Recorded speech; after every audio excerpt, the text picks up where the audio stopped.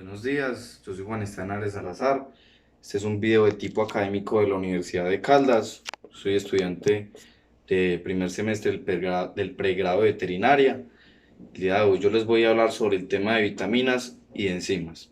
Entonces vamos a empezar con enzimas. Las enzimas son de vital importancia en los procesos metabólicos. Los procesos metabólicos son una serie de rutas de degradación y de formación para llegar a la homeostasis. Entonces, cuando nos referimos a procesos de degradación, estos son denominados catabolismos.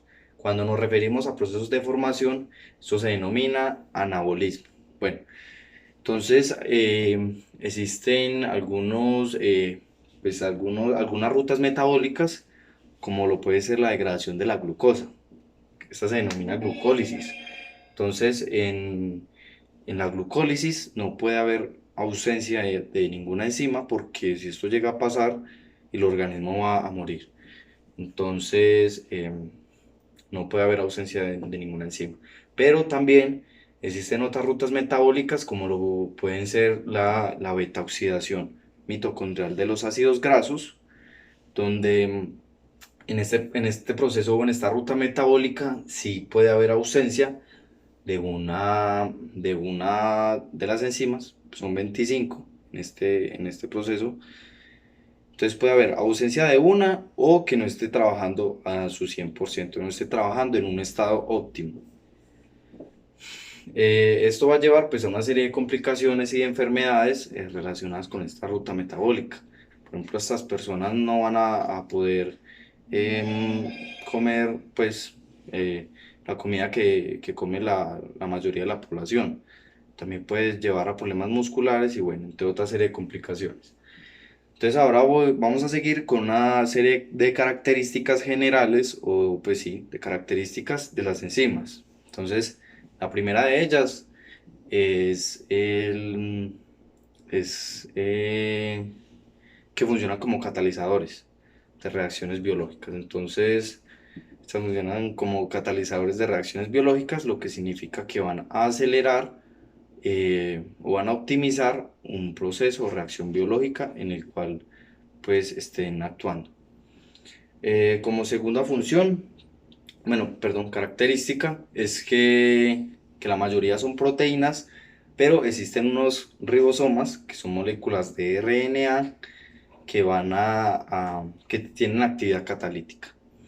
Eh, Tercero es el que tienen un gran poder catalítico. Y cuarto es, tienen un alto nivel de especificidad, o sea que pues la enzima actúa sobre un sustrato, y a mayor sea su nivel de especificidad, pues este va a actuar más sobre ese sustrato de una manera pues como más específica. También trabajan, pues otra característica importante es que trabajan a un pH y temperatura específica, del, dependiendo del órgano donde estén actuando. Su actividad puede regularse, y también el 25% de los genes humanos codifican enzimas que van a catalizar procesos metabólicos. Bueno, después de haber nombrado las características generales de las enzimas, vamos a continuar con la importancia que estas tienen. Entonces, la primera importancia que tienen estas enzimas es que cada paso de una ruta metabólica va a estar catalizado por una enzima. También, también eh, también funcionan para el diagnóstico de enfermedades. Entonces, el doctor o pues el médico, mediante un examen de sangre, puede mirar la actividad enzimática, y de esta manera pues diagnosticar enfermedades. Como tercero, pues muchos fármacos eh, funcionan como inhibidores de estas enzimas, y tienen gran importancia en lo que es la industria de alimentos y de agricultura, lo que viene siendo fabricación de leche, de quesos, bueno, más que todo lácteos en general, también fabricación de vinos y también son de gran importancia en la fermentación de la cerveza. Entonces, ahora voy a hablar sobre algunos aspectos y definiciones importantes que debemos de tener al momento de hablar sobre enzimas. Entonces vamos a empezar con cofactor o coenzima. Entonces, para iniciar, el cofactor o la coenzima son necesarios para los procesos enzimáticos. Se denomina cofactor cuando nos referimos a un ion metálico. Cuando se denomina coenzima cuando es una molécula orgánica de origen vitamínico. Por eso se dice que esos temas van relacionados. ¿Qué más? Bueno, otro término importante es la apoenzima. La apoenzima es la parte proteica el, que tiene el, es la parte proteica que tiene la enzima.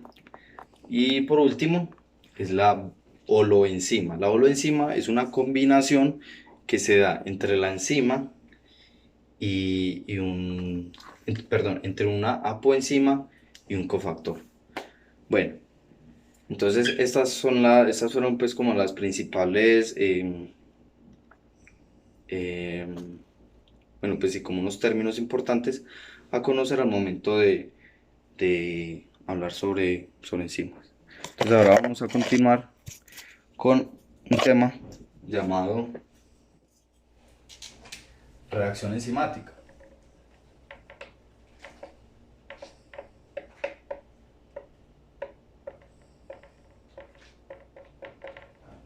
Entonces la reacción de las enzimas eh, va a constar de tres pasos. El primero, donde vamos a tener los reactivos, ¿cierto? Entonces, ¿qué reactivos vamos a tener? Vamos a tener nuestra enzima más un sustrato, ¿cierto? El sustrato es el que vamos a tener. Luego vamos a pasar a una fase llamada estado de transición. Esta se llama estado de transición. En el estado de transición vamos a tener un complejo llamado complejo enzima-sustrato. Acá va a estar presente la enzima y el sustrato de una manera pues juntos. Y por último vamos a obtener nuestra enzima sin modificar, esto es muy importante, más nuestro producto. Entonces, aquí surge una pregunta y es por qué la enzima en los productos no varía en nada, es la misma enzima del principio. Entonces, eso es una duda que surge y básicamente esto pasa porque buscando economía energética en la célula. ¿Por qué? Debido a que si esta enzima se modificara o se degradara de alguna manera, pues la célula tendría que poner a producir más de estas enzimas para llevar esta reacción a cabo. Pues esta reacción el número de veces que sea necesario, ¿cierto? Entonces esta enzima al quedar igual va a poder realizar este proceso varias veces y de esta manera evitar un gasto energético mayor. Bueno, como les decía al principio, entonces también las enzimas son catalizadores, que son como aceleradores de procesos biológicos. Entonces ahora voy a hacer de una gráfica una gráfica comparativa entre una reacción con un catalizador como enzima y una reacción sin un catalizador. Entonces vamos a tener aquí esta gráfica. Aquí en este lado, en el eje Y, vamos a tener lo que es la energía. Y en este lado vamos a tener lo que es el progreso de la reacción. El progreso de la reacción. Listo. Entonces, ¿dónde empieza todo? Empieza aquí con los reactivos. Aquí vamos a tener, esta es la energía de los reactivos. Energía de los reactivos. Ahora voy a dibujar lo que viene siendo la reacción con una enzima catalizadora. Entonces va a venir aquí y aquí su energía va a aumentar y luego va a disminuir. En este punto es donde se obtiene la energía de los productos. Aquí ya tenemos nuestros productos. La distancia que hay de aquí hasta aquí se denomina energía de activación. Energía de activación. Mientras que si lo hacemos sin un catalizador, entonces va a ser más o menos algo así, va a tener un comportamiento parecido a este.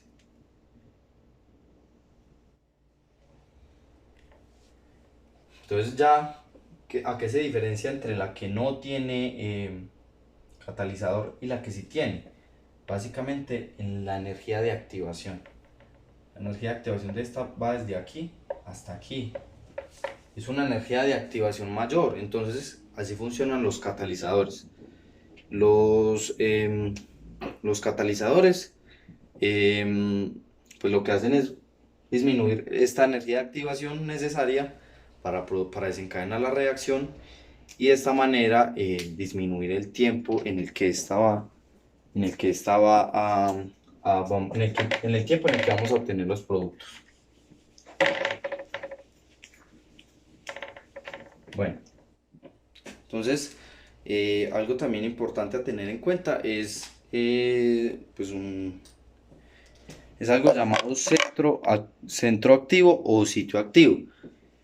¿Qué es el centro activo o sitio activo? A esto nos referimos cuando es como el lugar donde el sustrato se une a la enzima para desencadenar la reacción biológica. También este lugar es de gran importancia para lo que viene siendo la especificidad que va a tener la enzima y la activación catalítica de esta. La manera en la que se une la enzima y el sustrato es mediante enlaces débiles. Y a mayor número de enlaces débiles, entre mayor número de enlaces débiles, va a tener un mayor grado de especificidad. Entonces, bueno, ya después de haberles dicho esto, vamos a hablar sobre la catálisis enzimática. Bueno, entonces la catálisis enzimática nos referimos a, pues como les venía diciendo, a un acelerador. Pues una enzima es un catalizador biológico muy efectivo, debido a que acelera estos procesos hasta 1020 veces. Entonces, claro, por eso están usados hasta en la industria de alimentos. ¿Qué más? A ver, perdón, la manera en la que se obtiene esta aceleración de esta reacción es debido a unos mecanismos que fueron estudiados. Entonces, entre los más famosos, los más estudiados, son 4. El primero se llama reducción de la entropía. Reducción de la entropía nos referimos a la disminución de choques o colisiones entre moléculas. De esta manera pues se disminuye el desorden y la entropía. Entonces, de esta manera este es un mecanismo mediante el cual la enzima va a acelerar el proceso. El segundo mecanismo es la facilitación del medio ambiente para la reacción. El tercero es la introducción de tensión o distorsión al sustrato. Y por último tenemos la existencia de grupos catalíticos. Bueno, después de haber dicho esto, entonces terminamos catálisis enzimática y vamos a seguir con cinética enzimática. Entonces la cinética enzimática se refiere básicamente al análisis de la velocidad que va a tener de reacción que va a tener una enzima en un determinado proceso. Esta velocidad puede ser tomada de dos maneras, como la velocidad a la cual se obtienen los productos o también como la velocidad a la que el sustrato va a desaparecer, ¿cierto? Como lo vimos pues en la reacción enzimática.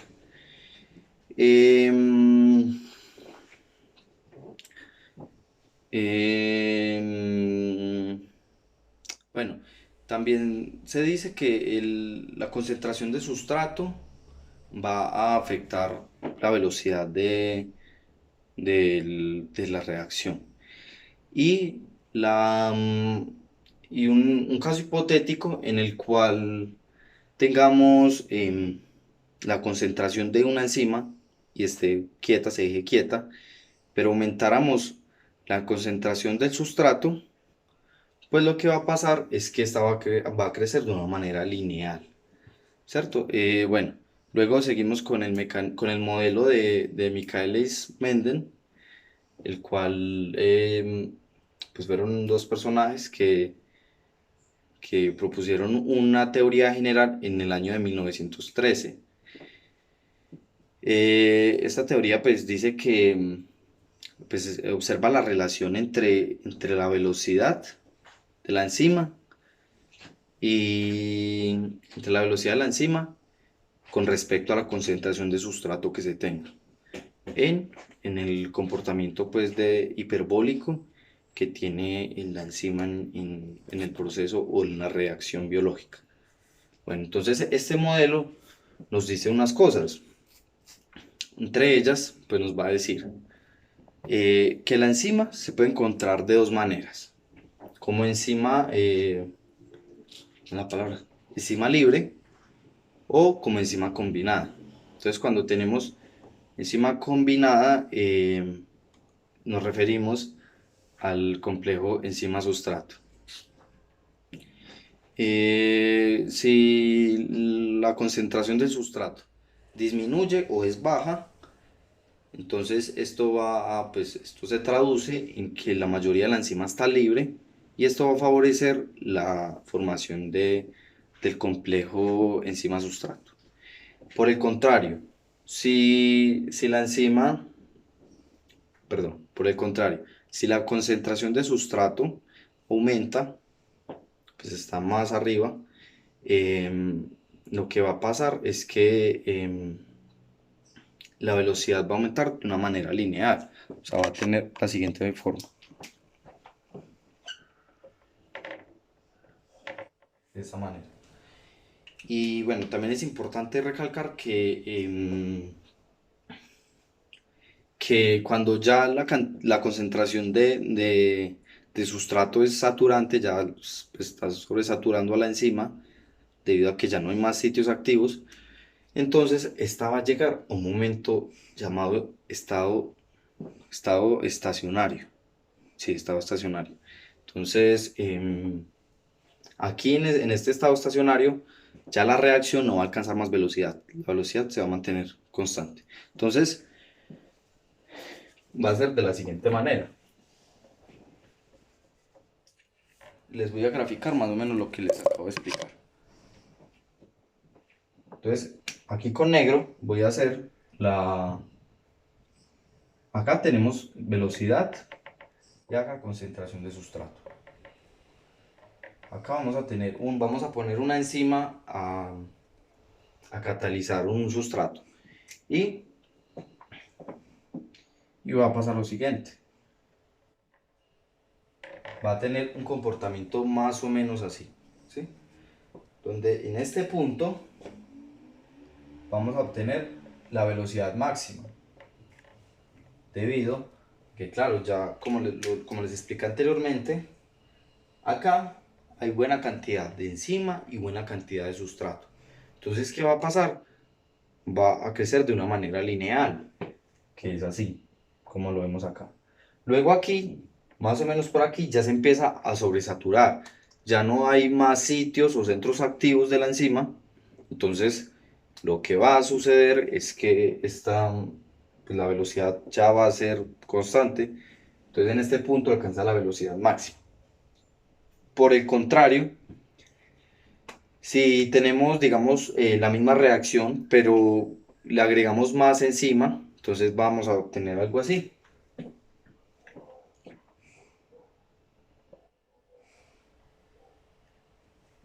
Es la misma reacción, pero con más cantidad, más concentración, perdón, de enzima.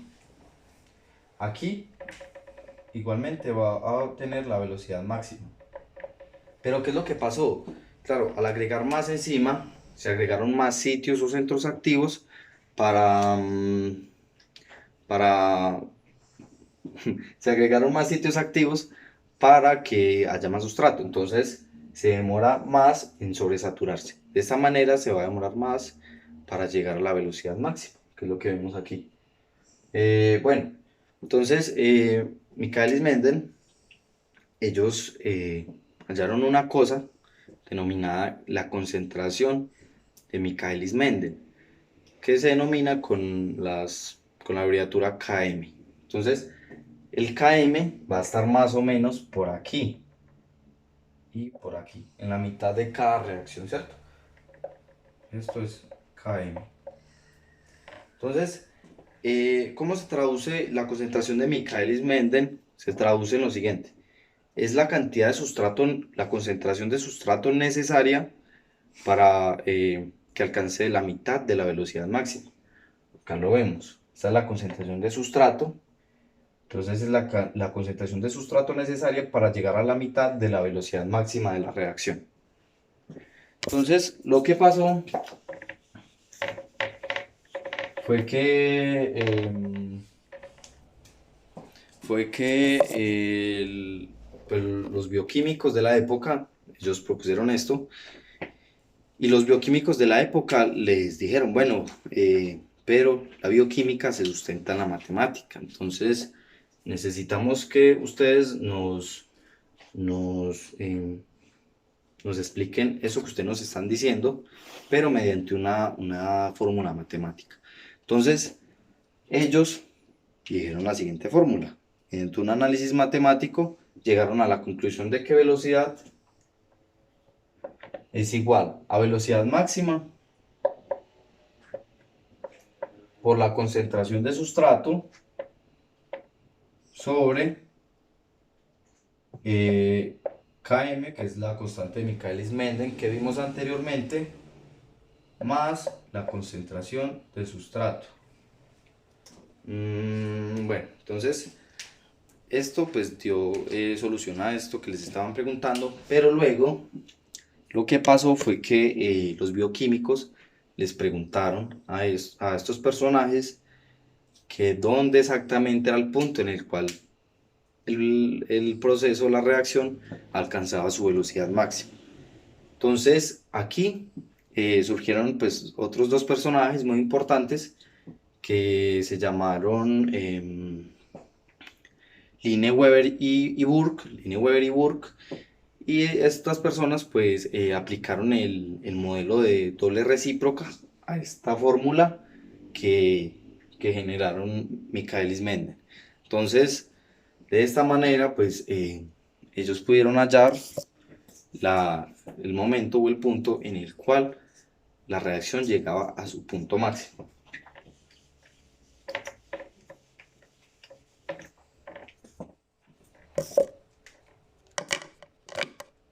Bueno, entonces ahora vamos a seguir para terminar enzimas con la inhibición enzimática. La inhibición enzimática, bueno, los inhibidores enzimáticos son un conjunto de moléculas que van a disminuir o a regular la actividad enzimática, ¿cierto? Principalmente de una enzima en específico.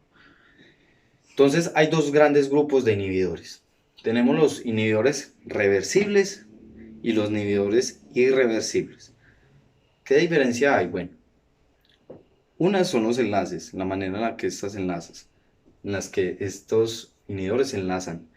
Los inhibidores reversibles se enlazan mediante enlaces no covalentes, mediante que los enlaces los inhibidores irreversibles se enlazan mediante enlaces covalentes.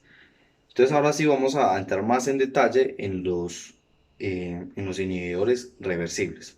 Los inhibidores reversibles se dividen entre sí en otros dos grupos, lo que vienen siendo los inhibidores reversibles competitivos y los no competitivos. ¿Cuál es como la diferencia principal entre estos? Pues como su nombre lo indica, los competitivos van a competir por estar en el sitio activo o centro activo de la enzima.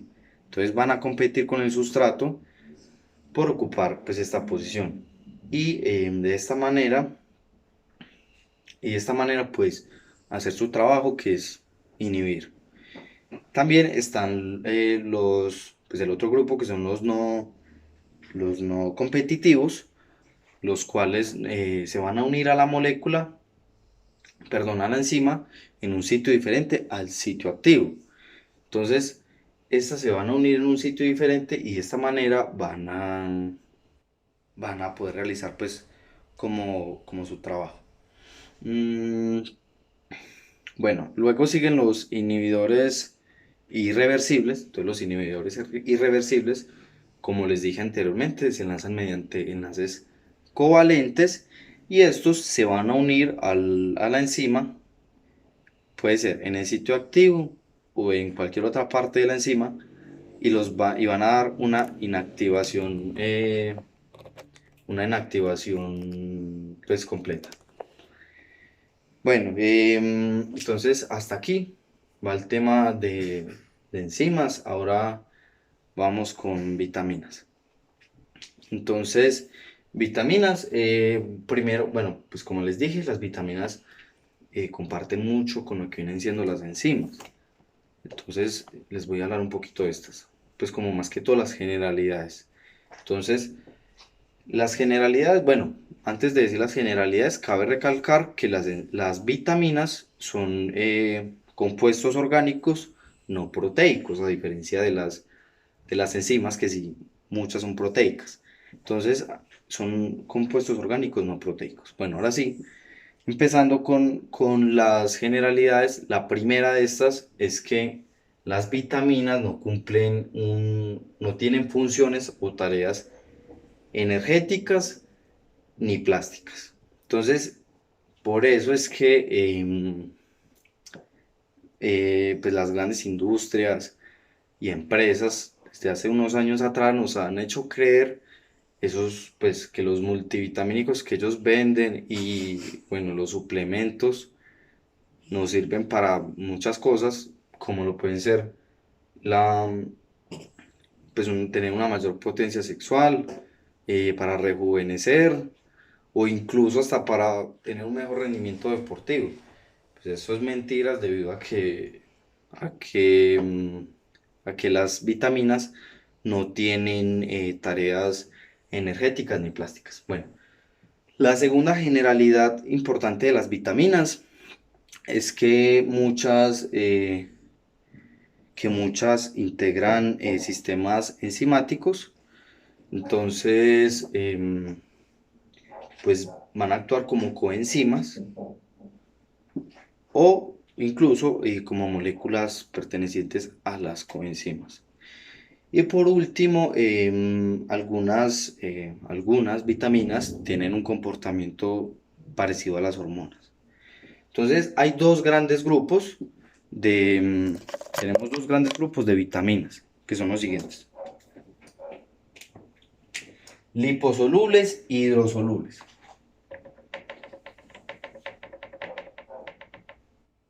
Liposolubles, en este grupo tenemos lo que viene siendo la vitamina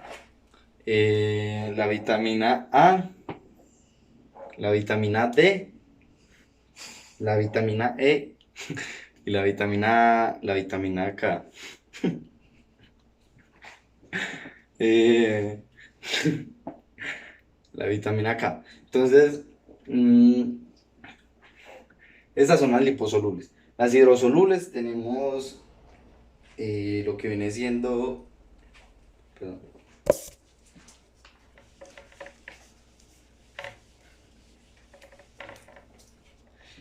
en las hidrosolubles tenemos lo que es el complejo B y la vitamina C.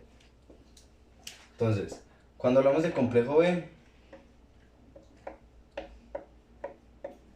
nos referimos a las ¿a qué vitaminas?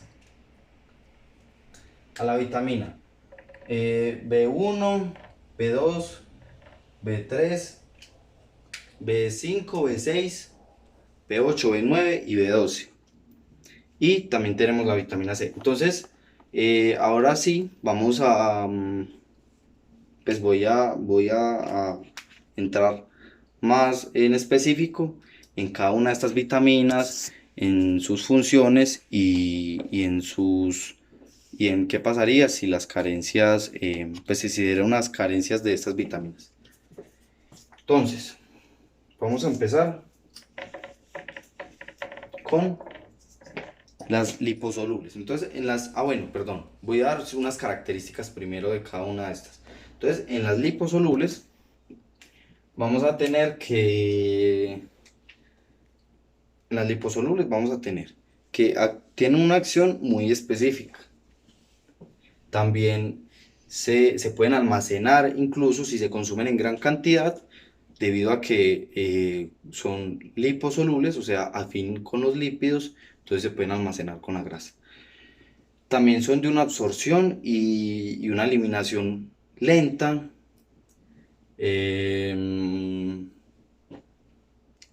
No actúan como coenzimas, por lo tanto no van a tener una actividad enzimática.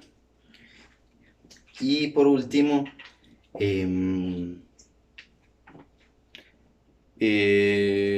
necesitan presencia de ácidos grasos para poder ser absorbidas. Y las hidrosolubles tienen otras características diferentes, como lo son. La primera pues son de rápida eliminación. Se eliminan también mediante pues, la orina y el sudor. Estas no se almacenan a comparación de las liposolubles que sí se almacenan. Y estas sí tienen actividad enzimática, debido a que funcionan como coenzimas en estos procesos.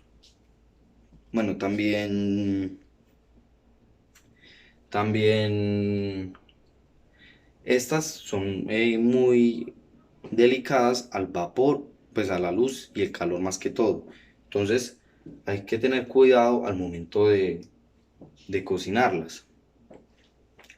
Entonces hay que tener cuidado al momento de cocinarlas para no ir a desnaturalizar estas vitaminas. Bueno, entonces ahora sí vamos a empezar con lo que es la vitamina A, la E, la D y la K de las liposolubles, que son las liposolubles. Entonces, en las liposolubles tenemos la vitamina A. La vitamina A, lo que va a pasar es que, bueno, está presente más que todo en lo que viene siendo huevos, lácteos, también vísceras, tiburón y zanahorias y espinacas. También muchas frutas amarillas como la naranja, papaya, bueno, son varias. Y la función de esta tiene, pues, esta vitamina tiene funciones de crecimiento, tiene función también en actividades oculares, también desarrollo embrionario y, y bueno, y la carencia de esta vitamina, ¿qué puede ocasionar? Bueno, pues puede ocasionar básicamente una atrofia de tejidos mucosecretores. Ahora vamos con la vitamina E.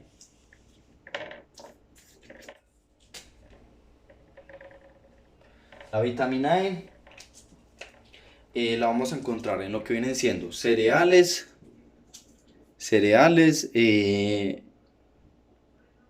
frutos secos, cereales y frutos secos. Y también en verduras de hojas verdes. La vitamina E, pues su función principal es ser antioxidante. Es básicamente el antioxidante por excelencia. Y pues una ausencia o una carencia de esta vitamina nos va a ocasionar una oxidación celular. Ahora seguimos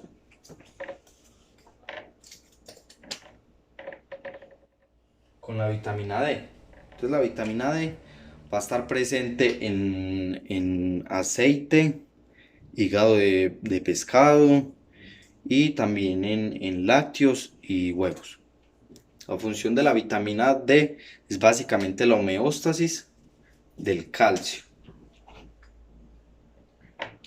La homeostasis del calcio, ¿cierto? Y, y una carencia de esta vitamina nos puede llevar a raquitismo. Bueno, y por último, la última vitamina de las liposolubles es la vitamina K.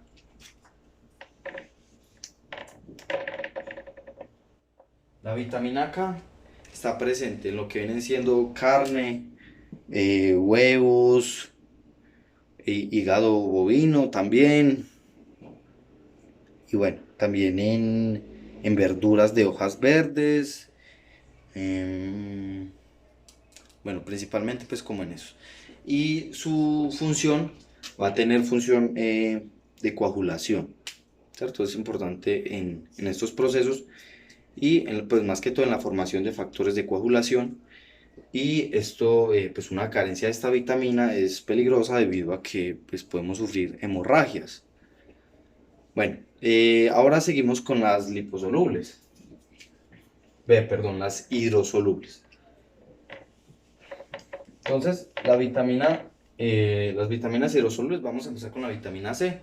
La vitamina C está presente en limón, naranja, bueno, más que todo pues como en los cítricos. Generalmente se encuentran los cítricos y una carencia de esta vitamina nos puede causar escorbuto. Bueno, y ahora las del complejo B las encontramos, bueno, la vitamina C también se encuentra en el chile. Y bueno, el complejo B lo encontramos en lo que es, em, en lo que son carne, lácteos y huevos también. También en las bacterias intestinales. Y bueno, también en las verduras verdes y... no, no, estas no. Bueno, el caso es que la función que tiene esta tiene funciones, pues el complejo B tiene funciones enzimáticas principalmente, entonces participa en procesos de oxidorreducción, reducción, también transporte de carbonos y bueno, y la ausencia pues de esta vitamina, pues de este complejo, nos puede causar anemia, también pues lo que viene siendo fatiga, bueno, otros síntomas pues relacionados con esto. Y bueno, eso sería todo, espero que todo haya quedado muy claro, muchas gracias.